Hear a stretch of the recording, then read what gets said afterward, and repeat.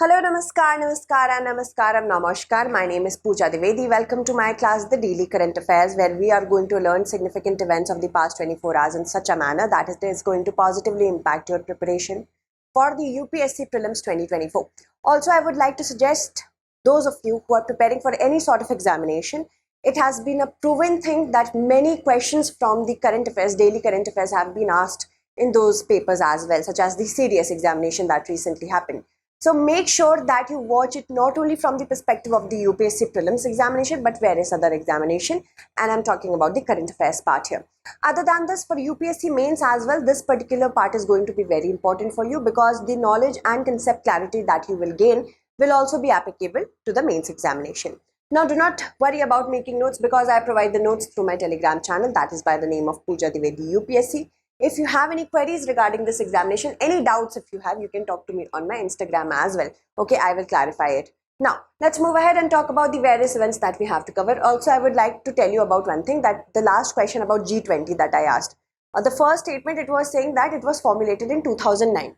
I marked it correct by mistake because the explanation is correct that it comprises of 19 countries and plus the European Union, and it was formulated in 1999. I have said that in the explanation, but while marking the answer, that particular sentence became correct. So sorry for that. Also, see the explanation first and then, okay, do it. Now, these are the various events that we have to cover. First, we'll talk about Bairabi-Sairang railway project.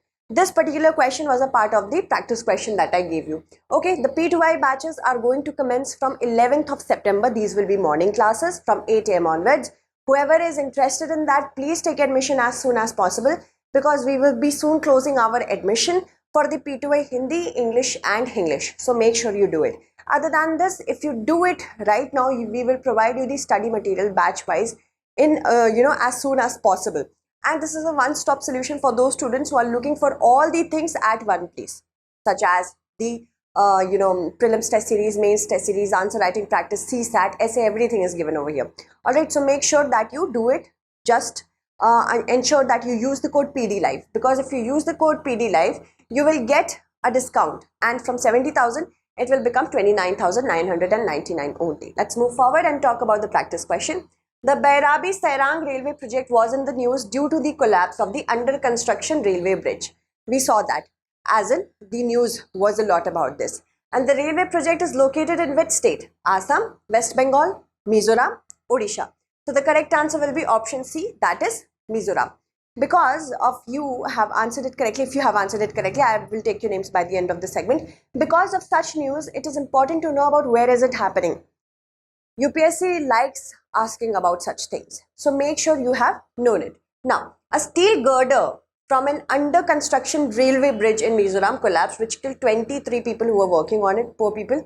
The bridge is being constructed over an undulating, hilly forested terrain and river. Because there is a lack of skilled manpower in Mizoram, many of the people who were working there, they hailed from different regions. And that is why we saw that deaths happened in Mizoram, but the havoc was in different other states as well. It is a part of the Long in the Works project to take railway connectivity to Aizawl, the state capital. It is important to connect the northeast because of the lack of proper development. There is a lot of insurgency. And also, if we talk about the current times, India and China are at loggerheads with each other with respect to that. So that is why we are developing the northeast region a lot right now. The site of collapse was in Sairang, which is around 19 kilometers from Aizawl. Here is Aizawl and here is Sairang. Okay, if you are asked question about this, you can answer it correctly. The bridge is on the approach to Sairang station, the last point of this broad gauge railway project. The bridge is one of the 185 bridges part of the 51.38 kilometers long Bairabi-Sairang railway project. Okay, next question. Consider the following statements with respect to orbit raising exercise. By orbit raising, we are talking about raising the orbit of a spacecraft. You know, this is the Earth, these are the various orbits. So we are raising the orbit. During this exercise, the orbit of the satellite or spacecraft is increased. The process will include no rockets firing but only adjustment of angles. Aditya L1 will undergo 5 orbit raising exercise. So what do we have to see? How many of the statements given above is or are correct? Orbit raising exercise means we are ensuring we are using lesser fuel because a direct flight from the Earth to the Lagrange 1, where Aditya 1 has to go, it will consume a lot of fuel because it will use its propellants, its thrusting. So in order to ensure that we are using the orbit, the gravity as well as the propellant, we raise the orbit. So Aditya L1, like the Chandrayaan 3, will undergo 5 orbit raising, and second orbit raising has been done recently. That is why I asked you this question. So during the exercise, the orbit of the satellite or the spacecraft is increased. Yes, from one to another, like this it will go. Okay, and it is done with the help of propellants. Propellants will boost the spacecraft further, and the process will include rocket firing and also adjustment of angles, because at every orbit angle has to be adjusted and rocket firing will be done. Then only the spacecraft will be able to move from one orbit to another and then another, like that, right? So of course rocket turning on will be needed. This is a conceptual question. If you have a clarity of concept, then only you can answer this question. Okay, Aditya L1 will undergo 5 orbit raising exercise. Yes, it will. So first is correct, second is not correct, third is correct. All right, so 1 and 3 are correct, but second is not correct. 2 only will be the correct answer. ISRO has confirmed that Aditya L1 successfully performed the second earthbound maneuver. That means still in the orbit of the Earth. That is why it is still earthbound.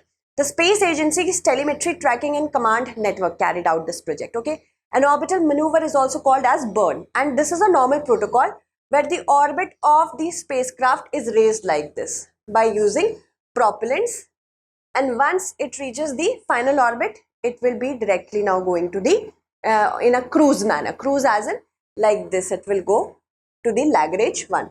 Lagrange 1 is over here. Lagrange 1 is a point where the pull of the gravity by the sun and the earth is in such a manner that this looks like a parking lot. The gravity is pulling the object towards itself from the sun's perspective. For the earth it is the same, and when two bodies are pulling any object towards each other, what will happen? It will remain stable. So by using this particular area, we will be able to look at the sun, and the eclipses will also not occur because this area is free of any sort of eclipses. And this is the reason why we have chosen Lagrange 1. In Lagrange 2, we have the James Webb Space Telescope. Now, the spacecraft, that is Aditya L1, it will take approximately 4 months, like 125 days, to reach from the Earth, from the date of its launch, to finally parking itself in Lagrange 1. This is approximately 1.5 million kilometers away from the Earth. So remember, because it could be asked in your examination. Alright, and also the PSLV XL has been used. Can you tell me in the comment segment which variant has been used? C52, C53, C54, C57. Tell me in the comment segment. Okay, so it is a regular protocol during a space flight. The orbit of the satellite or spacecraft is increased by using the propulsion system. It will include rockets firing and also adjustment of angles. Okay, moving on to the next portion. Consider the following statements. The Maharaja of Manipur had in 1939 agreed with the British to exclude the hill areas of the region from his direct control and governance. That I do not want this region, please exclude this region from my governance. In December 1971, Parliament passed the Manipur Hill Area District Council Act, which created autonomous district councils in Manipur's hill areas, which constituted 90% of the geographical area. So what do we have to see? Which of the statements given above is or are correct? Okay, so let us see. Yes, this is true. When in 1939, an agreement was struck between the Maharaja of Manipur and the British. He said that he doesn't want the hill regions. He wanted them to be excluded. So first statement is correct. In 1960s, because there was there was a continuance of this culture, that the Maharaja of Manipur did not have any rule over this particular area. Why not have a separate council for ourselves in order to preserve our culture, preserve our practices, preserve our customs, preserve our heritage? So in December 1971, Parliament passed the Manipur Hill Area District Council Act, which created autonomous district councils in Manipur's hill areas, which constituted 90% of its geographical area, which was inhabited by many tribes such as the Kuki tribe, Zomi tribe. Okay, so first is correct, second is also correct, both and 1 and 2 will be the correct answer. Now recently a group of 24 Kuki Zomis, they were still living in Manipur, but they were evacuated, and because of that they are saying it was like an abduction. We know that Manipur's status is not really good right now. 4 months since the violence, there were just a group of 24 Kuki Zomis who were living over there. So now they have been translocated to a different area which they do not like.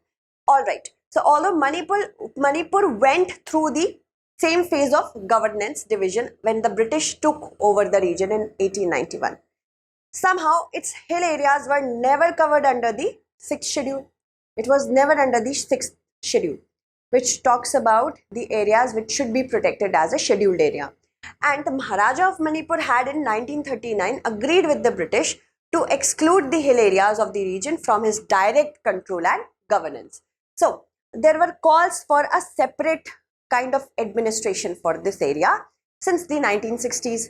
So keeping that in mind, the December 1971 was the time when Parliament passed the Manipur Hill Areas District Council Act, which established autonomous district council in Manipur's areas, and that comprises of the 90% of the entire area. As you can see, this is the plain region, which is generally inhabited by the Meiteis. Comprising of Meiteis, this region, as it is a plain area, it gets most of its developmental activities. And that is why, because the hills are far reaching, a person cannot, it is very difficult to develop these regions. And because of the economic vacuum, radicalism occurs, militancy occurs. Of course, that is a byproduct of lack of economic development. So Meiteis used to live here, they still reside here, but the hills, they comprised of the tribes. Mostly which kind of tribes? The Kuki, Zomi, Samars, Nagas, they all used to live over here. Alright. So the councils are to have not more than 18 members who were to be elected to do what?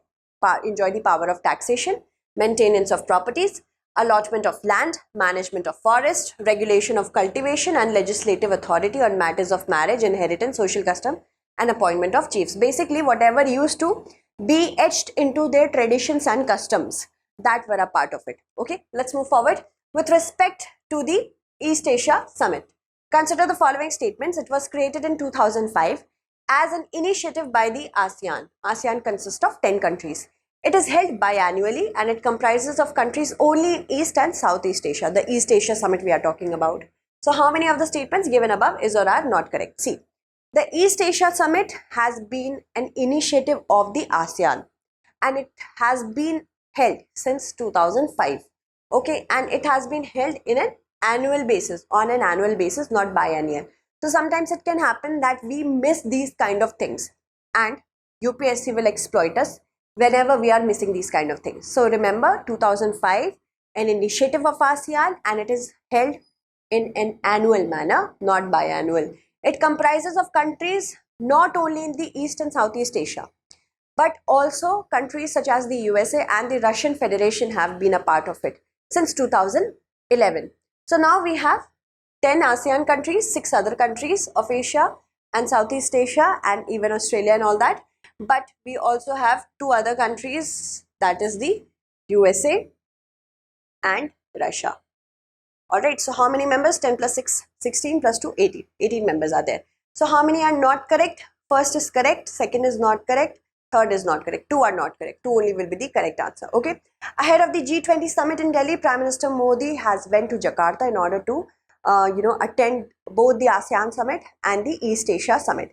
ASEAN countries include, of course, Myanmar, Thailand, Cambodia, Laos, Vietnam, Singapore, Indonesia, Malaysia, Brunei Darussalam, Philippines, and India is trying to have a conversation about the Act East and Look East policy through these many years of summit. Now, what is the East Asia Summit? I have already told you about this. 10 ASEAN countries are there. And then Australia, China, India, Japan, New Zealand, Republic of Korea are also a part of it. Supposedly, UPSC asks us about the East Asia Summit. You have to remember the 10 ASEAN countries. Who are they? and the additional 6 countries and the additional 2 other countries who joined it 2011 at the 6th East Asia Summit, the United States and the Russian Federation. It's an ASEAN initiative. It refers to the annual meeting of the heads of states of these countries to discuss matters on primarily environment and energy, education, ASEAN connectivity, finance, global health issues and pandemic as well, natural disaster management. That means anything that is commonly a problem of all that is being discussed. With respect to Bypolls, consider the following statements. The process of by-election has been mentioned in Article 324 Clause 7 of the Indian Constitution. The by-election should commence within 3 months from the occurrence of vacancy. Whenever vacancy occurs, it has to happen within 3 months. The procedure for conducting by-elections will be the same as the procedure for conducting general elections. So how many of the statements given above is or are correct? By-election is the same thing as bypoll. It is popularly known as bypolls. And the word bypoll or by-election, we can call it, it has been specified in the Representation of People's Act of 1951. It doesn't find any mention in the Constitution of India. So first statement is incorrect. The by-election as the procedure is generally like the procedure for the general elections. It has to happen within 6 months of the vacancy. So first is incorrect, second is also incorrect because here it is written 3 months. So these are the kind of things you have to remember. Whenever we are talking about polity, most of the students tell me that they cannot remember polity because you haven't revised enough. If you revise enough, you have to read the books enough times so that you do not forget it, and revision is the key for this examination. Sometimes I have seen students complaining that, ma'am, I may have read that somewhere but I do not remember it because of the lack of revision. Everybody is capable of, competing in this examination and qualifying if they are revising properly, if their strategy is correct. So if you lack strategy, you can definitely join the P2I batch. Okay, it's affordable, it's accessible, it's understandable. For Hindi, we have Hindi. For English, we have English. For English, we have English. And the procedure for conducting by-elections will be the same as the procedure for conducting general elections. So, first, incorrect. Second, incorrect. Third is correct. How many are correct? One only will be the correct answer. Voting has begun for by-polls to 7 assembly seats across 6 states.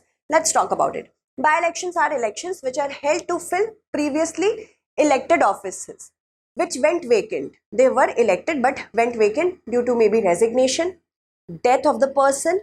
If a person has fought elections or contested elections from more than one constituency, that is generally what happens, that the second constituency they have to, of course, vacate. For that also we can do it. For defection, disqualification, these are the many reasons. Resignation, these are the many reasons whenever a seat becomes vacant, for which a seat becomes vacant. Before the seizure of such elected officers' tenure, and the legitimacy of bypolls in India springs from the Representation of People's Act 1956. So now next question. With respect to bypolls, consider the following statements. Bypolls and by-elections are the same things. By-election has been mentioned in an official record, but bypolls, it is popularly known as. The provision of a by-election has been mentioned in Article 324 Clause 7 of the Indian Constitution. The by-election should commence within 3 months from the occurrence of vacancy. The procedure for conducting it will be the same as the procedure for conducting the general election. So how many of the statements given above is or are correct? We have to choose the correct one. The word by-election has not been mentioned in the Constitution of India but the Representation of People's Act 1956. Okay, and not 1951.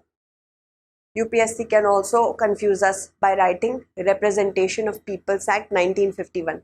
No, it's 1956. The first statement is incorrect. The by-election from the date of vacancy of the seat, it has to happen within 6 months in the similar procedure like we conduct the general elections.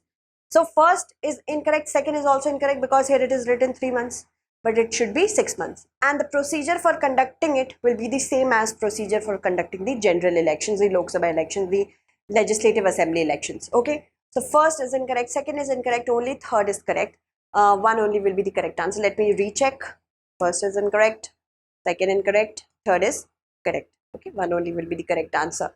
This is the beauty of this examination, that you have to recheck, because sometimes any human will get confused between correct, not correct, and how many.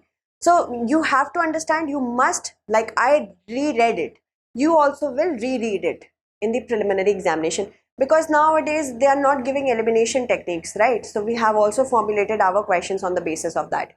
So voting underway for bypolls to 7 assembly seats across 6 states, and by-elections are elections which are held to fill previously elected offices that were previously occupied but they are not occupied, maybe because the person died, death of the person, or resigned, disqualified, he may have contested elections from 2 constituencies. So one constituency of course will become vacant. They cannot occupy both the constituency place. Then for defection also it can be vacant if a person has defected. So disqualification, defection, anything can happen.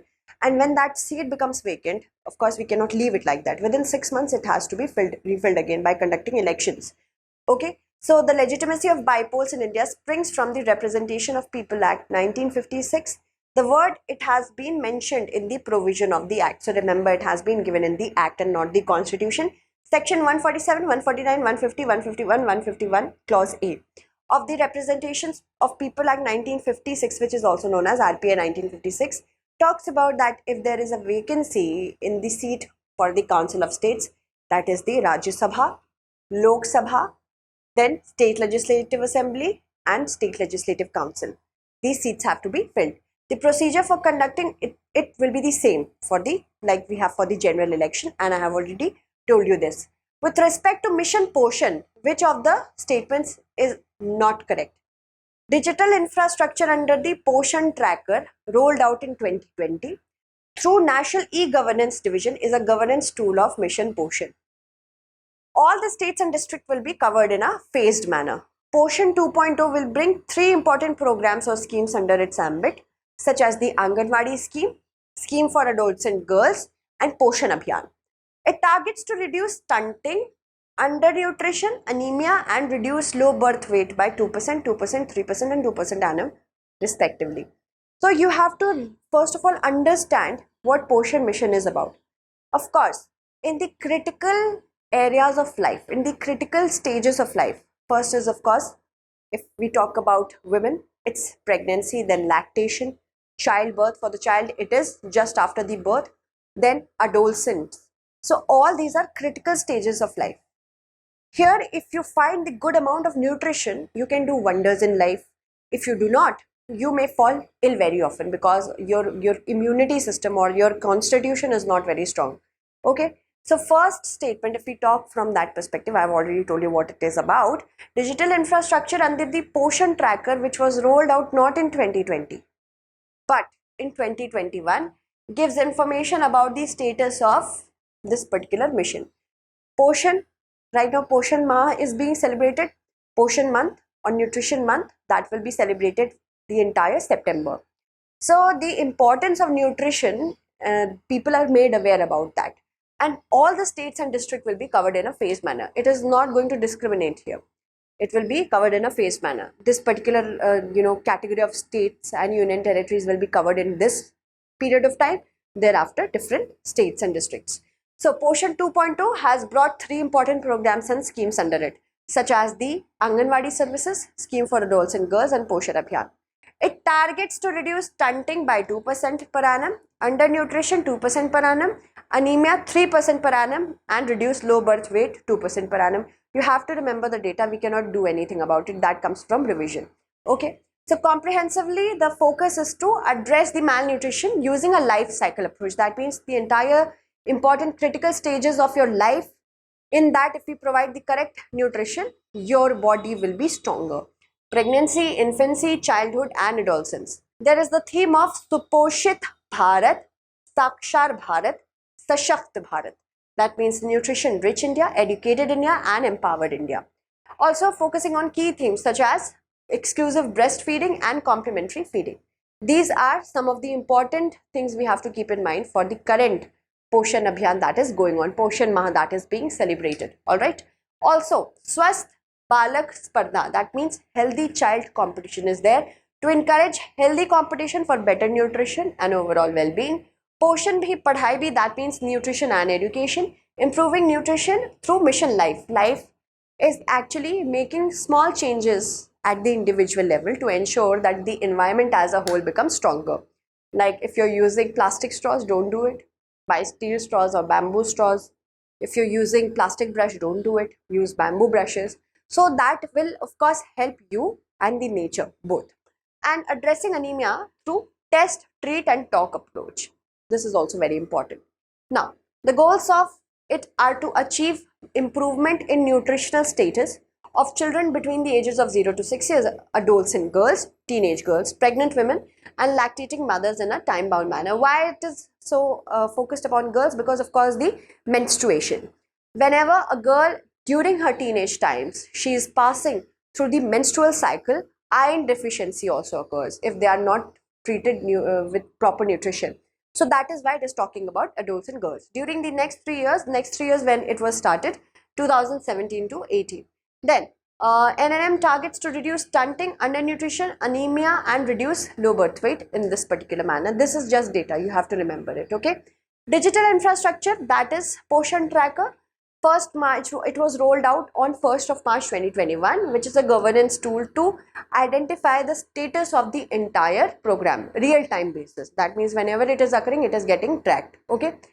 The Adopt a Heritage scheme has been recently revamped, that means changed and launched. The original scheme was launched in the year 2015, 2016, 2017, 2018 by the efforts of Ministry of Tourism, Culture and the Archaeological Survey of India.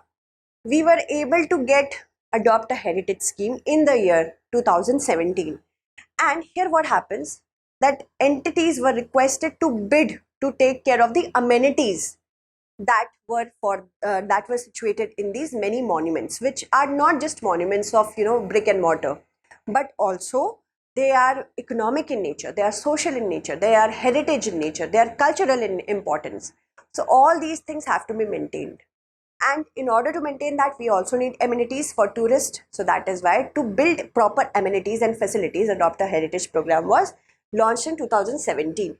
Archaeological Survey of India has 3696 monuments under protection, and that spans across India.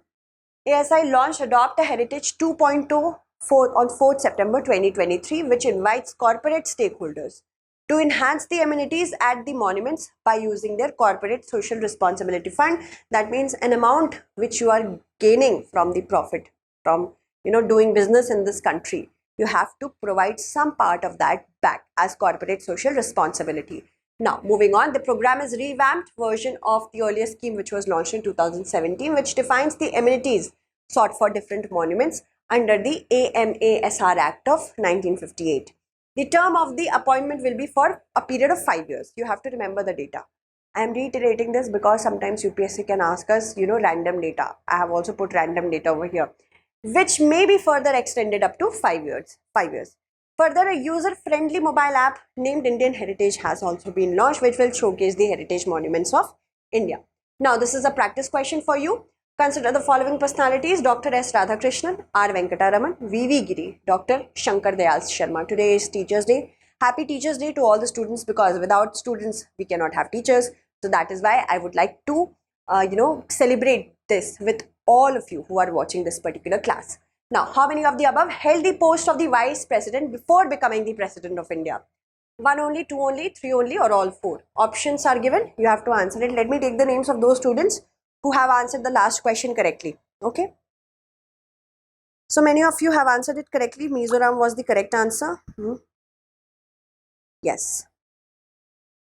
Kabilan, Harshit, then Raj Tiwari, Riya, Prabhat, Sukhvinder, Robinson, Omkar, Priyadarshan, Nand, Jyoti, Ritu, Vivek, Nikhil, Aditya, Mallinath, Sanjay. Writings of Soumya, I have explained what I meant, and yes, that was a human error on my part, but the explanation is correct. Explanation, you can go with it. Okay. Mukul, yes, I will answer this question. Mukul, your question is really good. Once we make a topic on G20, I will try to, of course, take this question on. Okay. You can also text me when you go to Telegram. You will find the text number. You can also text me there. Mansi, Simran, Prakhar. Yes, Prakhar, that is correct. I'm sorry because these kind of names are really hard to pronounce. Thank you. Then Gaurangi, then Bachu, Abhishek. Thank you so much for answering the last question correctly, answer this question as well. See you in the upcoming class.